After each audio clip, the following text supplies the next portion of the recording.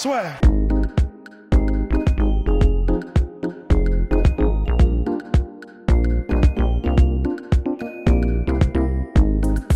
Bonjour à toutes et à tous, bienvenue au podcast La Sueur, troisième podcast de l'année avec un invité, monsieur Cyril Benzaken. Bonjour Cyril. Salut Guillaume.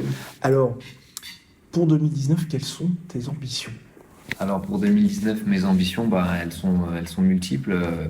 Déjà, elles sont multistyles, puisque je sais pas si tu le savais, j'ai démarré aussi une carrière en boxe anglaise. L'année dernière. Voilà, exactement. À côté de ça, en pied-point, je suis toujours à fond, on va dire, c'est ma priorité. Donc les objectifs, déjà, c'est de boxer assez régulièrement, donc en kick, avec pour l'instant le planning n'est pas encore tout à fait officiel, mais avec le plus de combats possibles dans des belles organisations, que ce soit à la Fight Night comme l'année dernière à Saint-Tropez, ou alors encore d'autres avec ACB notamment, avec qui je travaille dans cette organisation russe, et aussi la grosse, on va dire, le gros rendez-vous que j'ai en pied-point, ça va être l'organisation que je vais monter avec mon équipe, donc pour la défense de mon titre ISKA. Et ensuite, en anglaise, donc le 9 février, en 9 février prochain, donc aux côtés de Ringstar et de Souleymane Sissoko, j'entamerai mon troisième combat en boxe professionnelle. Et donc, tu fais la transition en boxe anglaise. Comment ça se passe pour toi, le fait de passer dans le kickboxing où tu es ton propre promoteur, entre guillemets, tu organises tes événements, à la boxe où là, tu vas être pas combat principal le 9 février? Alors, en kick déjà, de manière générale, j'organise mes propres événements, mais à côté de ça, je suis aussi, je boxe dans des réunions dans lesquelles je suis pas forcément en main event, donc on va dire je suis à l'aise avec ça. Après, c'est vrai qu'en boxe anglaise, même si je suis pas en main event, je suis vraiment tout en bas de la carte forcément, puisque je suis débutant et c'est très bien pour moi. Je monte step by step et j'ai encore rien prouvé en boxe anglaise, donc c'est normal que je sois dans l'undercard comme on appelle ça, et c'est un plaisir déjà de pouvoir boxer dans des belles réunions comme celle de Ringstar. Et comment, donc là tu es à 1-1 en boxe anglaise chez les professionnels, quelle a été cette volonté en fait de passer finalement de top mondial en kickboxing à débutant finalement, à ton âge en plus, parce que t'es dans ton prime physiquement. Ouais, exactement. Écoute, déjà depuis toujours j'étais passionné par la boxe anglaise, mais bon, comme j'ai commencé par le pied-point, voilà, mes automatismes sont en pied-point, et il se trouve qu'en fait en mettant les gants plusieurs fois avec des boxeurs de boxe anglaise, je me suis senti à l'aise, et de fil en aiguille en fait c'est des rencontres, c'est notamment un copain, Yacine Beraba, et une agent de boxe, Christelle Ojou, qui elle, donc ils ont parlé de moi, et donc assez naturellement en fait elle a eu en tête de me proposer de boxer pour voir ce que ça donne, et donc là j'ai fait mes deux premiers combats, le troisième. On a hâte de faire les prochains pour passer sur 6 rounds et donc évoluer. Après, je suis conscient qu'à partir d'un certain moment donné, je pourrais plus jouer sur les deux tableaux, parce que quand tu dois gérer 10 rounds en boxe anglaise, ça devient vraiment un autre rythme que celui du pied-point. Et donc, alors est-ce que l'objectif c'est finalement de faire complètement la transition en boxe anglaise, ou alors de voir un peu, entre guillemets, jusqu'où tu pourras aller, et puis de dire je vais choisir un sport? Alors en boxe anglaise, pour l'instant aujourd'hui, faut toujours viser le plus haut possible. Donc, dans ma tête, c'est d'ici 3-4 ans ne faire plus que de la boxe anglaise, donc pour me laisser le temps dans les 3-4 prochaines années à tout conquérir en kick, et un peu faire le tour. Et une fois que j'aurai fait le tour, si jamais j'ai vraiment les bonnes sensations et qu'en boxe anglaise je me sens le potentiel de continuer de monter, donc dans ces échelons, écoute, je me consacrerai qu'à la boxe anglaise. Donc une transition totale, éventuellement à long terme. Et par rapport à ça, est-ce que tu commences déjà à te dire, parce que c'est vrai que tu es dans une catégorie de poids, donc light heavyweight, où il y a quand même pas mal de tueurs, est-ce que tu te dis déjà, est-ce que tu t'inspires de mecs actuels, ou tu essaies d'apporter ton style et ce que tu as appris du kickboxing? Alors, je m'inspire pas énormément des champions actuels de ma catégorie. Déjà, même en pied-point, j'ai toujours regardé les petites catégories quand je regarde la boxe d'une manière générale. Après, je regarde par passion Ouais. toutes les catégories. Mais pour l'apprentissage, je suis plus intéressé par les catégories inférieures. Et donc, du coup, bah, ça. Et à côté de ça, ben, j'apporte aussi, on va dire, une boxe peut-être plus aérienne, du fait qu'on soit sur du pied-point par rapport à de la boxe anglaise. Et donc, ben, j'amène des atouts qui sont aussi des inconvénients sur le ring, mais on essaye de mélanger tout ça pour en faire une force. Et donc, en kickboxing, tu as été dans différentes organisations, tu as été au Glory. Est-ce que ça, c'est quelque chose qui t'intéresse aussi de retourner là-bas? Il y a aussi, bah, par exemple, le Rising aujourd'hui qui monte, le One FC, Ouais. qui a un énorme pool, où il y a aussi beaucoup d'argent. Ou est-ce que tu te dis, je préfère me concentrer sur le marché français pour peut-être préparer aussi ton après-carrière? Alors, écoute, je me consacre sur le marché français aujourd'hui. Après, demain, je suis totalement ouvert à une proposition si elle est, on la juge convenable avec mon entraîneur, donc Alain Zanquifo, et qu'on voit que, bah, par exemple, le Glory, le Bellator, ou comme tu disais, le One FC, comme en ce moment avec ACB, mais bon, pour l'instant, j'ai boxé avec eux que sur le territoire français, mais pas chez eux. Voilà, si la proposition est intéressante, bah, je suis heureux de pouvoir changer de pays, voire de continent dans une belle organisation. Et donc, voilà, tu as des opportunités, tu as le côté businessman, entrepreneur, mannequin, acteur et donc combattant. Est-ce que tu te poses dans ce que tu as vu aujourd'hui en boxe et en kickboxing, est-ce qu'il y a des choses que tu aimerais changer dans la boxe anglaise? Parce que c'est vrai qu'il y a énormément de critiques dans ce qui se passe aujourd'hui, avec notamment les jugements et ce genre de choses. Tu as perdu par exemple ton premier combat ou deuxième combat au point. Est-ce qu'il y a des choses que tu aimerais qui changent dans la boxe? Alors, bah, le premier combat que j'ai fait, par exemple, tu vois, c'était un peu particulier. Je connaissais même pas ce règlement. Tu avais un seul juge arbitre. Voilà. T'avais t'avais le juge du ring qui jugeait le combat et les mecs autour, en fait, étaient. Donc, bon, soit je veux bien, mais si tu veux, pour qu'il y ait plus de cohérence pour moi, déjà qu'on est dans un sport subjectif jugé par des hommes, s'il y en a plus qu'un, Voilà. ça limite la vision du combat. Donc, je pense que déjà, cette disposition de combat devrait vraiment être évincée et on devrait rester sur un cas plus traditionnel. Ensuite, bah oui, on est sur un sport, encore une fois, comme je disais, subjectif. Donc, chaque individu, chaque arbitre a de par sa culture boxe, une vision du combat un peu différente et donc ça va altérer en fonction des styles des combattants. Après, à côté de ça, bah, c'est bien qu'il y ait un référent, c'est ce qu'il y a déjà, hein, mais un référent qui soit vraiment calé. Alors moi, ce que j'aimerais pour le pied-point comme pour l'anglaise, c'est que ça ne devienne pas forcément des compétiteurs pro, mais c'est que pour être arbitre, bah, on essaye d'encourager à la case compétition amateur, hein, ce serait-ce qu'un ou deux combats, pour comprendre ce qu'on va juger. Tu vois, parce que il y a une vraie nuance entre l'analyse qu'on peut faire d'un combat quand on ne connaît pas la ring et l'analyse qu'on fait d'un combat une fois qu'on est déjà rentré entre les cordes. Donc voilà ce qu'on pourrait peut-être amener, mais bon, il y a des gens bien placés dans les fédérations pour bosser là-dessus. Et il y a des choses que toi, t'aimerais changer ou pas du tout en dehors de ça? Parce que c'est vrai qu'il y a il y a deux types de combattants. En gros, ceux qui se disent, c'est vrai qu'aujourd'hui, toute la politique qu'il y a avec le A-side, le B-side, le fait que bah, soit t'es finalement couvé depuis le début, si on voit en toi le favori, et toi, tu aimerais bien que ce soit finalement à chaque fois des arbitres qui soient soit pratiquants, soit et puis complètement étrangers finalement aux nationalités des combattants, ou tu acceptes ça finalement, tu te dis bah, j'ai fait mon combat, défaite ou victoire après Bah, déjà, je pense que la première victoire que tu as sur le ring, c'est avec toi-même, avec l'engagement que tu as pu donner sur le ring. Après, la décision des arbitres, si tu as vraiment donné le max, t'es quand même content. Après, il empêche que c'est décourageant, surtout quand c'est au bord d'un titre ou d'une situation vachement intéressante pour la suite d'une carrière, ou sur une décision, et notamment en boxe anglaise où la défaite est tabou, tu vois, en pied-point à la limite. Exactement. On boxe souvent, on fait pas trop attention, à moins de perdre tous ses combats, mais je veux dire, c'est très différent. On est dans une disposition très différente. Donc en boxe anglaise, c'est vrai que peut-être ce qui aurait à changer, c'est justement ce culte de la défaite et regarder aussi, s'intéresser davantage à la qualité des adversaires qu'a eu un combattant plutôt qu'au palmarès, à savoir que des victoires, que des KO et qui étaient les adversaires, tu vois. Donc peut-être faire une sorte je sais qu'en MMA, il faisait ses rankings où, en fin de compte, il y avait une notation qui était différente avec des coefficients en fonction de l'organisation, en fonction du palmarès, et en fonction de tout ça, le ranking évoluerait. Je trouve que c'est intéressant. Alors, ça amène un peu de complexité à tout ça, mais je pense que ça pourrait être pas mal.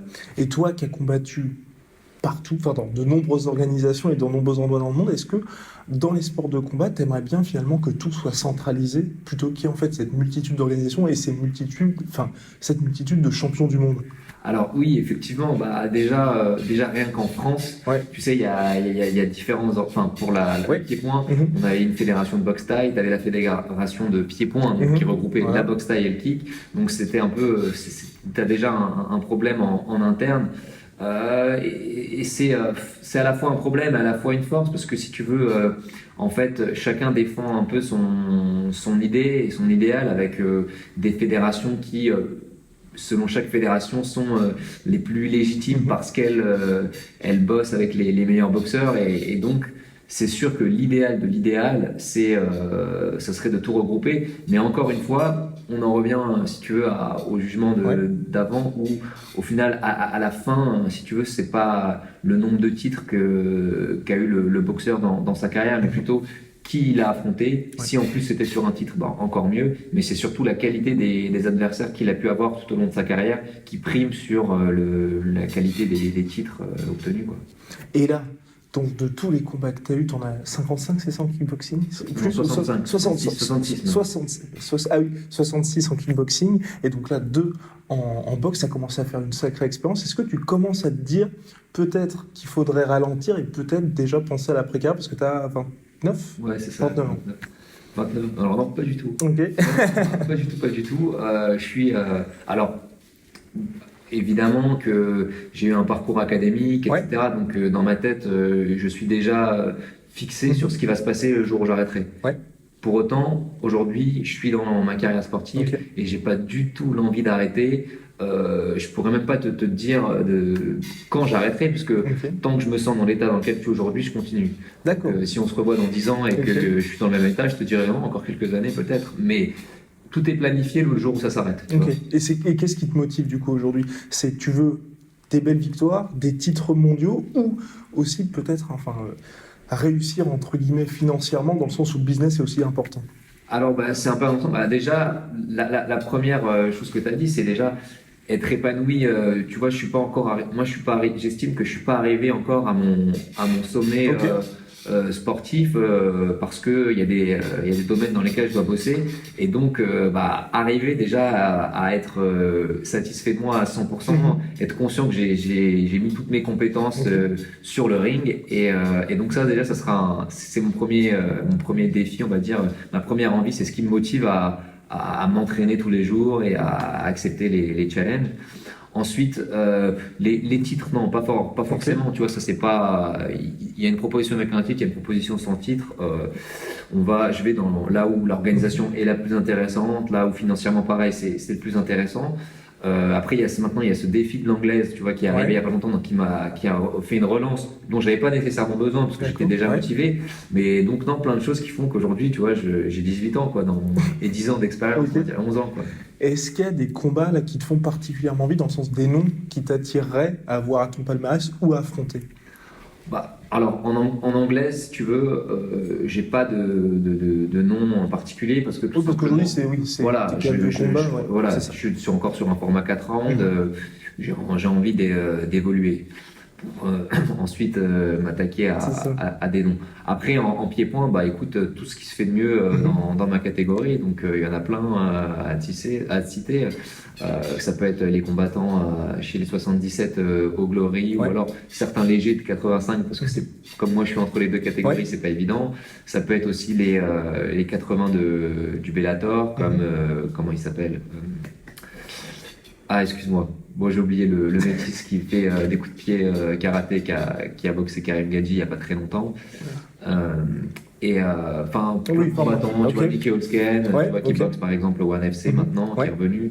Voilà, il y a plein de combattants avec lesquels je serais heureux de me frotter. Et par rapport à ça, par rapport à la situation du kickboxing aujourd'hui, qu'est-ce que tu en penses toi? Parce qu'on a l'impression quand même que l'âge d'or avec le K1 où c'était Ouais. les guerres chaque année, enfin la belle époque quoi, c'est révolu maintenant malgré la présence d'organisations comme le Bellator qui a quand même signé pas mal de noms, le ONE FC qui a Petrosian, qui a Ouais. Nicky Holzken et enfin et pas mal, oui voilà et pas Et mal Sami Sana en français. et pas mal de noms. Il y a aussi Cédric Doumbé aussi Ouais, qui est au bien sûr. Bolloré.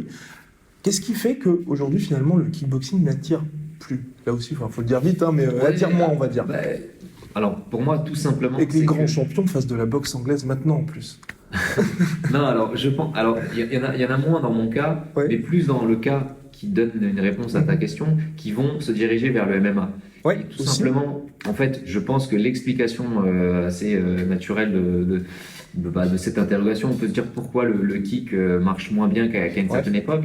Eh ben, c'est tout simplement qu'on a eu le développement du MMA avec l'UFC qui a pris une ampleur Ouais. considérable. Si on compare l'UFC à l'époque du K1 au Japon avec Jérôme Le Banner Voilà. et l'UFC d'aujourd'hui, ça n'a vraiment plus rien à voir. Donc l'UFC a vraiment pris une ampleur telle que ce soit financièrement, en matière d'image, en matière, enfin, sur tous les points de vue, bah, les combattants ont envie d'avoir les meilleures conditions Ouais. pour combattre. Donc, beaucoup de combattants de pied-point bah, commencent à se dire bon, bah, j'ai fait ma carrière en pied-point, pourquoi pas m'orienter vers le MMA parce que finalement, c'est plus rentable. Il y a beaucoup de facteurs qui rentrent en jeu vu que c'est une discipline qui est plus médiatisée, où on est dans une autre dimension, quoi. Donc, pour moi, je le vois comme ça. Après, mon point de vue, pour moi, il est que la discipline la plus attractive et la plus intéressante Ouais. pour un spectateur, c'est le kickboxing parce que c'est rapide, un combat assez rapide, donc on n'a pas le temps de s'ennuyer. Ouais. C'est deux strikers, donc c'est assez explosif, c'est vivant et il y a tous les ingrédients pour que ça fonctionne. Après, c'est par exemple aux chaînes télé de faire confiance et de mettre en prime time des combats, à des entreprises privées de financer et de permettre que des belles réunions se créent et que tout ça prenne forme, quoi. Et donc, tu parlais de l'essor du MMA avec la boxe. La boxe revient aujourd'hui, enfin, ces derniers temps. Cédric Doumbé, lui, a fait la transition vers le MMA. Alors, toi, pourquoi t'es pas allé vers le MMA? Ah ben je laisse ça à Cédric, hein, écoute, non, on en a beaucoup parlé d'ailleurs. D'accord. Bah, parce que tout simplement, si tu veux, pourtant j'ai fait beaucoup de judo, mais Ouais. tout ce qui est, comment dirais-je, combat proche, corps à corps, D'accord. ça m'a jamais attiré. Donc Ok. la partie jujitsu, Ouais. et pour être bon dans un domaine, il faut aimer ce Exactement, qu'on fait. ouais. Donc me dire je vais aller faire du MMA parce que ça gagne bien, parce que ceci, je pense pas que ce soit une bonne idée parce que ben je serais mauvais vu D'accord. que je n'aurais pas envie de m'entraîner dans la discipline qui est le grappling et le jiu-jitsu. Et j'ai préféré du coup aller vers la boxe anglaise qui est un peu le noble art et ça me faisait vibrer aussi de l'essence de la boxe, quoi, tu vois, de me retrouver sur un ring dans les règles à l'ancienne, quoi. Bah oui, bah, tout à Voilà. fait. Et là, plus globalement, là, on va s'éloigner un peu de ta carrière sportive. Comment tu fais pour gérer donc cette vie de entrepreneur sportif et puis aussi mannequin, acteur? Alors, mannequin acteur, c'est un grand mot, on va dire, c'est les résultats sportifs et l'ensemble de mon parcours Ok. qui m'ont permis d'avoir des propositions. Et pareil, encore une fois, c'est sportivement, j'ai eu la chance d'être bien encadré avec Ouais. des entraîneurs qui m'ont apporté le meilleur d'eux-mêmes et on a pu faire des performances. Pour l'image, ben, moi je m'implique à fond toujours et j'ai eu la chance de faire des rencontres pareilles, donc en celle de Jean-Philippe Rébaud qui me conseille sur mon image. Et donc, en fait, ensemble, tout s'est fait assez naturellement, si tu veux. Quand il m'a rencontré, c'est comme quand un entraîneur m'a rencontré et qui sentait que j'avais envie d'aller au plus loin possible. Il a senti que, tu sais, le non, on l'a. Le oui, on va le Ouais. chercher. Et donc, il s'est dit, il faut qu'on aille chercher le maximum. Et donc, bah, comme ça, ensemble, bah, des trucs improbables. Tu vois, collaborer avec Gauthier, être habillé Ouais. par une tenue sur un ring de kick, c'est un truc fou. Et bah, ensemble, voilà, on a commencé à mettre en place des collaborations. Et si tu veux, peut-être les deux premières collaborations ont été, c'est nous qui avons été demandeurs, mais ça doit faire 2-3 ans qu'on demande plus. C'est D'accord. des choses qui viennent naturellement. Et donc c'est que tout ça, c'est que du bonus, tu vois. Moi, j'ai semé mes graines en m'entraînant. Enfin, la colonne vertébrale, c'est l'entraînement et la performance. Ok. Et à côté de ça, eh ben, on sème des graines à gauche, à droite dans des milieux artistiques, bon, acteur, pas Ouais. encore, mais pourquoi pas, dans différents domaines. s'entraîne et on s'aime au fur et à mesure des années. Et ça n'a pas été compliqué, enfin, ou c'est pas compliqué, je veux dire, dans le sens où en France, comme c'est plutôt le pays du football, et donc que les sports de combat ne sont pas énormément médiatisés, de se dire, d'être détourné de ton objectif principal qui est donc la performance et les sports de combat, et de dire, je vais peut-être plutôt aller vers là, plutôt aller vers les sponsors, et c'est des opérations finalement. Bien sûr, ouais, bien sûr. Alors effectivement, de toute façon, tu as un problème majeur pour les athlètes français qui est le problème financier. Donc là, je pourrais pas te dire un pourcentage, mais une grande majorité des combattants français, donc qu'on appelle pros, ne sont pas professionnels entre guillemets puisqu'ils ont un travail à côté.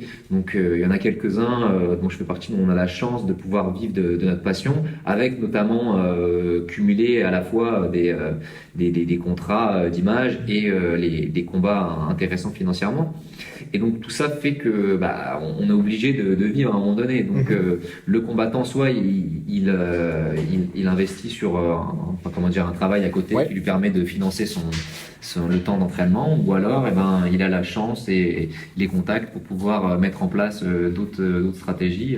Et donc c'est ce que j'ai eu la chance de faire. Moi, si tu veux, j'ai eu la chance de me dire, je vais me donner à fond dans ma carrière. Et alors, il y a eu une période, forcément, il y a une période de plusieurs années où c'est pas rémunérateur et où du coup, tu t'entraînes et tu fais des combats, mais tu gagnes pas ta vie. Et à cette époque-là, j'étais étudiant, donc je l'ai pris comme un job étudiant, si tu veux. D'accord.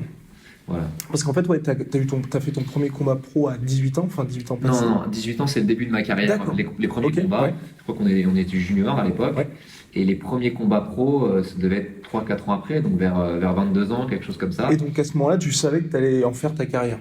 Alors moi, depuis que j'ai commencé la boxe à 15 ans, je savais que j'allais faire de la boxe ma carrière. Après, je savais pas la forme que ça allait prendre, si tu veux. Et je me suis d'ailleurs, et c'est une des raisons pour lesquelles j'ai organisé, que l'idée d'organiser la première fois m'est venue, c'est-à-dire que je me suis dit, je commençais à boxer en pro, je voyais comment c'était galère pour avoir des combats dans des belles organisations. Je me suis dit, mais comment ça fonctionne ce sport? C'était quand tu as 15 ans, 14 ans, quand j'ai commencé, tu rêves, tu penses à Mayweather, quoi. Tu vois, tu dis, ou à Conor McGregor pour les jeunes. Tu dis, c'est ça la boxe quand tu es au top. Et donc, non. Et je me suis dit, mais attends, si j'arrive pas à avoir les événements que j'ai en tête, pourquoi pas essayer de les créer moi-même et de fonder une équipe avec laquelle on va pouvoir porter le projet jusqu'au bout, quoi. Et donc c'est ce que j'ai fait la première fois en 2015 à Dauphine. Et en fait, ça a été un ascenseur aussi bien dans ma carrière que dans ma carrière aussi à côté, on va dire, de tout ce qui est partenariat artistique, etc. Et quand tu disais que là aujourd'hui tu sais ce que tu vas faire pour ton après-carrière, t'aimerais bien en fait devenir organiser des événements, rester dans ce milieu en fait des sports de combat ou faire quelque chose de complètement différent? Alors, en fait, tu sais, c'est assez drôle parce que j'ai pris le goût de cette excitation de l'événementiel et alors je serais heureux de continuer à le faire dans ma discipline si jamais j'arrive en n'étant plus là à faire fonctionner la machine aussi bien, mais ça m'a aussi traversé l'esprit de faire de l'événementiel dans d'autres domaines qui peuvent être rien à voir avec le sport ou alors d'autres sports et pas que forcément m'arrêter sur ma discipline. Donc ça peut être ça, ça peut être aussi une salle de Temple Noblar bis. Non, je plaisante. Attends, attention, on va se faire virer. Non, je plaisante. On remercie le Temple pour leur accueil. Bah oui, bien sûr, c'était une manière très élégante, tu vois, de les remercier de nous accueillir ici. Et donc là, pour Floyd Mayweather t'en parlait justement, est-ce que pour toi, sportivement, donc, et puis même dans la manière dont il gère son business, c'est quelque chose, pour toi, c'est le top du top, et finalement, le pay-per-view, c'est quelque chose qui serait une bonne idée en France, ou au contraire, c'est quelque chose qui marque surtout dans le système anglo-saxon? Alors, en fait, il y a un frein au pay-per-view qui est tout simplement culturel, dans la mesure où en France, la culture du sport de combat n'est pas là, tu vois, parce que, mis à part des athlètes hors normes, comme Teddy Riner, ou on a eu David Douillet, certains athlètes en judo, on a eu Pascal Gentil, ou Brahim Asloub, maintenant Tony Yoka. D'une manière générale, les autres sportifs dans les sports de combat sont méconnus du grand public, tout simplement parce que c'est pas culturel. Donc, pour qu'il y ait du pay-per-view, il faut que l'engagement pour notre sport devienne culturel. Pour qu'il soit culturel, et tout simplement, pour moi, il y a deux solutions. Il y a deux réponses, on va dire, qui vont ensemble. La première, c'est intégrer de plus en plus ce sport qui véhicule des super belles valeurs dans les systèmes éducatifs, à l'école, et de manière à ce que les jeunes d'aujourd'hui qui seront les futurs adultes de demain comprennent les enjeux de ce sport. Et l'autre, c'est ce qu'a tout à fait compris une salle comme le Temple Noble, qui justement investit des beaux lieux parisiens et propose de la boxe à des leaders d'opinion, donc sur un positionnement assez haut de gamme. Et ça permet donc à des gens qui ont une aura assez grande de valoriser les valeurs de la boxe. Et du coup, tout ça accumulé, ça permet d'étaler la vision de la boxe dans le pays et dans 20 ans, pourquoi pas faire des combats avec des pay-per-view. J'espère avant, tu vois, comme ça, pour en profiter. Mais voilà. Mais à l'heure actuelle, je crois peu au système du pay-per-view. Enfin, du moins, pour qu'il soit vraiment rentable. Après, il y a énormément j'avais lu une donnée, pratiquants de sport de combat, j'entends, il y a plus d'1 million de personnes aujourd'hui en France, tout simplement parce que les gens ont un peu peur entre l'insécurité, le sport de combat, ça te fait dépenser, en même temps c'est ludique. Donc ça regroupe plein de choses qui font que les gens font des sports de combat. Maintenant, c'est aux fédérations de cadrer tout cet apprentissage un peu parfois sauvage pour qu'il soit réglementé par des profs diplômés, comme ici, comme dans plein d'autres salles. Et qu'est-ce que tu penses? Là, c'est donc la France qui n'est pas spécialement un pays de sport de combat, mais il y a de plus en plus de freak show, entre guillemets, entre les combats de youtubeurs, les combats McGregor, par exemple, McGregor contre Mayweather, ou Tenshin Nasukawa contre Mayweather. Toi, en pay-per-view, par exemple, contre la Fouine, ça vendrait. Voilà. Oui, c'est sûr. Non, mais bien sûr. Ouais. Alors, tu viens de balancer une proposition.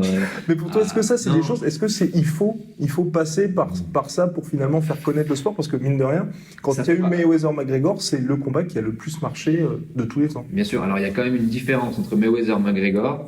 Et Boubacaris, par exemple. Ou par exemple, Logan Paul, KSI, c'est les deux youtubeurs qui sont battus en pay-per-view, ils en ont vendu 800 000 quand même. Bon, tu vois, je t'ai pas au courant, mais en fait, tu vois, ce genre c'est vrai de choses. Il y a deux raisons. Le premier est de se dire, du moment qu'on parle de notre sport, c'est bien. Donc effectivement, c'est une première approche du sport. Après, qu'est-ce qu'on en fait de ça? Parce que généralement, c'est éphémère. Ça veut dire qu'on a parlé du sport et après, ça s'est éteint parce que c'est deux personnes qui font un combat pour faire du fric et après, ils arrêtent. Ce sont pas des combattants.